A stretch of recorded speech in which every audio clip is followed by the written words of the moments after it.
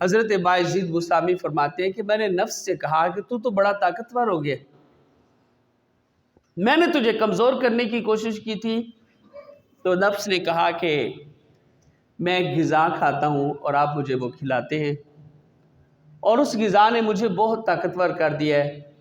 تمہاری ساری جو غذا بند کی ہوئی ہے نا میری، آپ نے، کہ نفس چاہتا ہے کہ وہ وقت سے زیادہ، ضرورت سے زیادہ سوئے، آپ مجھے ضرورت سے زیادہ جگاتے رہے۔ نفس چاہتا ہے کہ وہ بہت کھائے، آپ مجھے کم کھانے پہ گزارا کرواتے رہے۔ نفس چاہتا ہے کہ وہ غیبت سنے، آپ مجھے غیبت سے دور رکھتے رہے۔ نفس چاہتا ہے کہ وہ چغل خوری کرے، آپ نے مجھے چغل خوری کرنے نہیں دی۔ نفس چاہتا ہے کہ وہ جھوٹ بولے، آپ جھوٹ سے دور رہے۔ نفس چاہتا ہے کہ وہ محرمات کی طرف توجہ کرے، آپ نے مجھے حرام سے بچا کے رکھا۔ نفس چاہتا ہے کہ وہ عروج کی منزلیں دیکھتا ہوا نظر آئے، اس کے پاس دولت زیادہ ہو، آپ نے فقر کو پسند فرمایا۔ سارے میرے راستے بند کیے، لیکن ایک راستہ ایسا تھا جس کی طرف آپ کی توجہ نہیں کی، اور اس راستے سے مجھے غذا ملتی رہی اور میں صحت مند ہوں۔ تو آپ نے ارشاد فرمایا کہ پھر بتا وہ کیا راستہ تھا اور کون سی غذا تھی؟ تو نفس نے جواب دیا، حضرت میں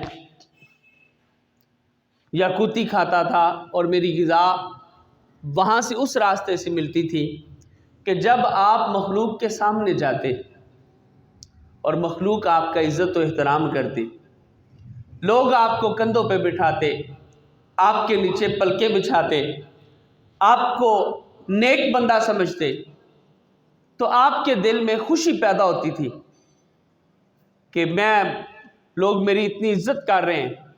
اس خوشی کی وجہ سے مجھے غذا ملتی رہی اور میں طاقتور ہو گیا۔ اب یہ خوشی کوئی ناجائز بھی نہیں ہے۔ اگر کسی بندے پر اللہ کا کرم ہے تو ساتھ ساتھ وہ اللہ کا شکر ادا کرتا رہے تو پھر بات درست ہے۔ مثال کے طور پر نبی اکرم صلی اللہ علیہ وآلہ وسلم نے ارشاد فرمایا، آدم و ما سواہ تحت لوائی، محشر کے روز حضرت آدم علیہ السلام اور ان کے علاوہ سارے نبی میرے جھنڈے کے نیچے ہوں گے۔ سارے نبی، ساتھ حضور نے کیا فرمایا، ولا فخرہ، اس میں کوئی بڑائی نہیں کر رہا اپنی، بس یہ تھوڑا سا مسئلہ ہے کہ اللہ تبارک و تعالیٰ انسان کو شان و شوکت دے، درست ہے، انسان کو ملے وہ اللہ سے مانگے، یہ بھی درست ہے، لیکن جب شان و شوکت مل جائے اس کے بعد دل میں بڑائی پیدا نہ ہو، غرور پیدا نہ ہو، تکبر پیدا نہ ہو، تو پھر نفس کی طرف غذا نہیں جاتی۔ جیسا کہ رسول کریم صلی اللہ تعالیٰ علیہ وآلہ وسلم آپ جب مکہ سے ہجرت کر کے گئے تو جن حالات میں حضور مکہ سے باہر گئے وہ حالات اگر پڑھیں تو کوئی بھی ایمان والا بندہ آنسو بہائے بغیر نہیں رہ سکے گا، لیکن پھر جن حالات میں میرے نبی مکہ میں داخل ہوئے وہ حالات پڑھیں تو ہر بندہ فخر سے سر بلند کرے گا، ہاں اللہ تعالیٰ نے میرے نبی علیہ السلام کو مکہ شریف سے جانے کے بعد اس شان و شوکت سے مکہ لوٹایا کہ ایسی شان و شوکت دنیا میں کسی بادشاہ کو میسر نہیں آئی، لیکن میرے نبی علیہ السلام کا اس عظیم شان و شوکت کے ملنے پر انداز کیا تھا۔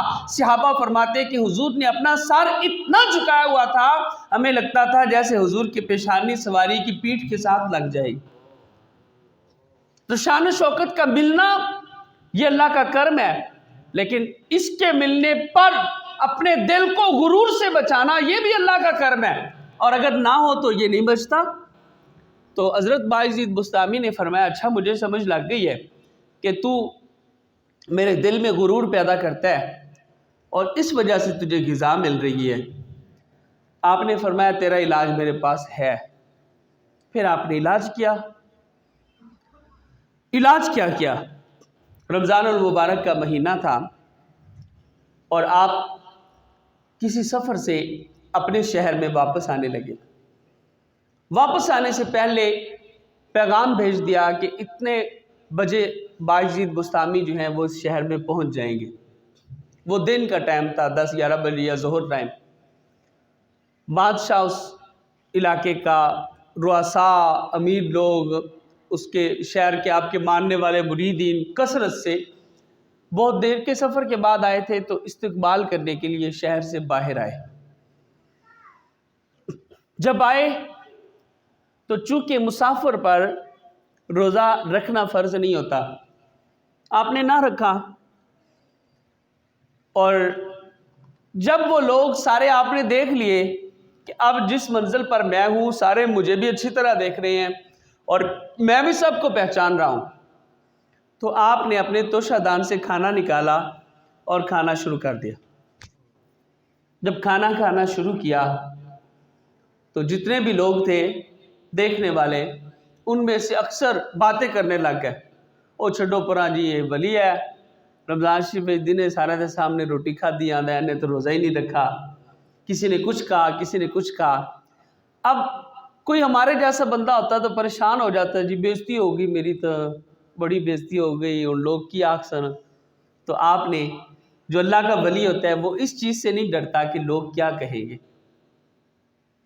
وہ کیا کہتا ہے؟ اللہ نے قرآن میں فرمایا فَلَا تَخْشَوُا النَّاسَ وَاخْشَوْنِی، لوگوں سے نہ ڈرو، مجھ سے ڈرو.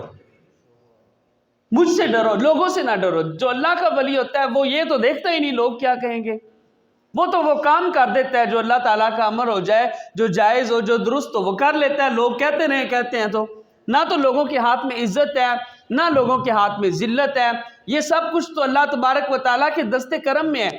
وہ جس سے چاہے عطا کرتا ہے، پوری دنیا مل کے نہیں دے سکتی. وہ جس سے چاہے چھین سکتا ہے، پوری دنیا مل کے نہیں چھین سکتی. یہ تو ایمان والے کا عقیدہ ہونا چاہیے. مگر نفس کو انہوں نے سزا دینی تھی، تو آپ نے جب کھانا شروع کیا تو لوگ ادھر ادھر باتیں کرنے لگے اور بہت سارے لوگ واپس چلے گئے. اب کوئی بندہ ہوتا تو اس نے کہنا تھا میری تو بڑی بےزتی ہو گئی، لیکن آپ ہنس رہے ہیں اور اپنے نفس کو کہہ رہے ہیں جی جناب مل گئی یکوتی،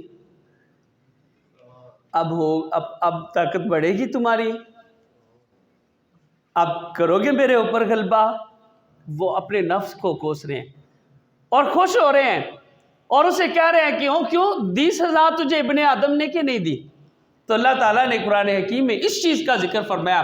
جب شیطان نے اللہ تعالیٰ سے مہلت مانگی تو اللہ تبارک و تعالیٰ نے فرمایا انت من المنذرین، تجھے مہلت ہے.